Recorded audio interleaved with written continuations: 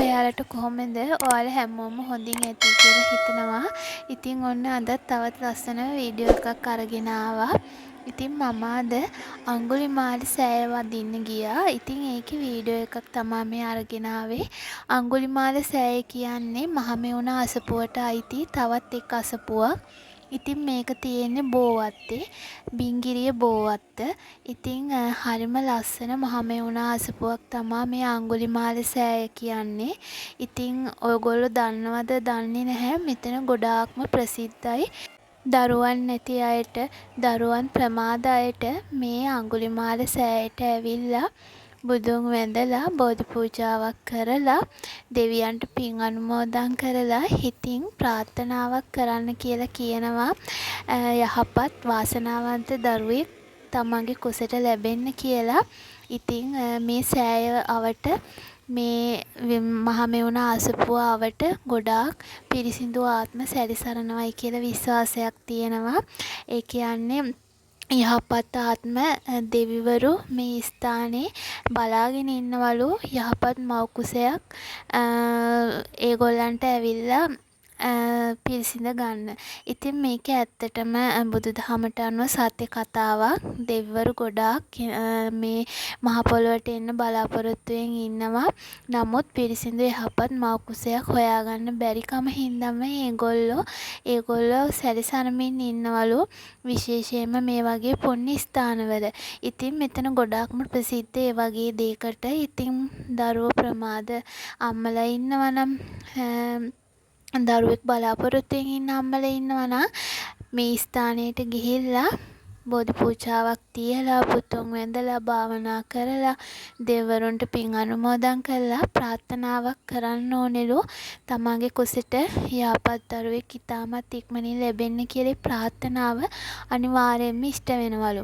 ඉතින් ඒක හින්දාම තමයි මේ අඟුලිමාල සෑය ගොඩාක් ප්‍රසිද්ධ. ඉතින් ගොඩාක් දෙනෙක් මේ ස්ථානෙට වඳින්න යනවා. මේක හරිම ලස්සන, හරිම නිස්කලංක නිදහස් තැනක්. ඔයාලට මේ වීඩියෝ එකෙත් පේනවා ඇති. නිදහසේ වන්දනාමාන කරන්න පුළුවන්.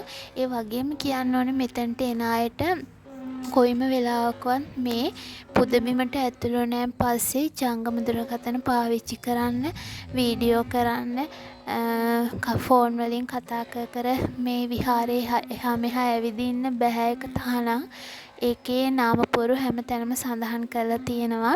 ඉතින් මමත් මේ වීඩියෝ එක කරගත්තේ ඔයගොල්ලන්ට පෙන්වන්න ඕන හින්දා ඉතාමත් පරිස්සමට කාටවත් නොපෙනෙන්න ඉක්මනින් වීඩියෝ ටිකක් කරගත්තා.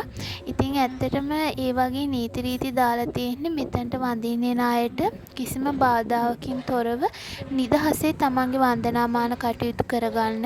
මොකද එක එක්කෙනා ඇවිල්ලා ෆොටෝස් ගහද්දි, වීඩියෝස් ගද්දි, කෝල් කතා කරනකොට අනිත් කෙනෙක්ගේ ඒ නිදහසට බාධා වෙන හින්දා.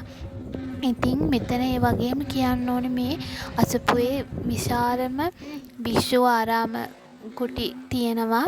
ඉතින් මේ අසපුවේ ඉන්නේ මහමෙවුනා අසපුවේ ඉන්නේ හාමුදුරුවෝ හරිම වතාවත් කරනවා. ඇත්තටම මම දැක්ක පන්සලක් මේ විදිහට භික්ෂුන් වහන්සේලා මේ විදිහට වතාවත් සිද්ධ කරන.